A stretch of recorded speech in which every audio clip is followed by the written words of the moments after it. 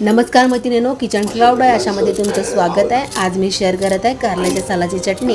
भरलेलं कारलं बनवतो त्यावेळी आपण त्याचा वरवरचा साल काढून घेतो, तर हे साल फेकून न देता त्याची आपण चटणी बनवायची आहे।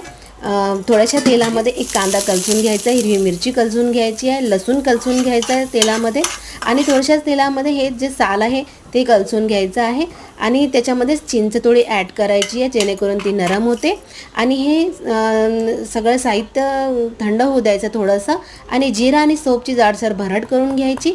ही भरड करत असतानाच त्याच्यामध्ये हे भाजलेलं साहित्य टाकायचं आणि याची पण छान जाडसर भरड वाटायची, आणि वाटतानाच त्याच्यामध्ये मीठ ॲड करायचं, आणि जेणेकरून मिठाच्या पाण्यात ते थोडंसं नरम होते आणि ते छान वाटलं जाते। तर रेडी आहे कारल्याच्या सालाची चटणी।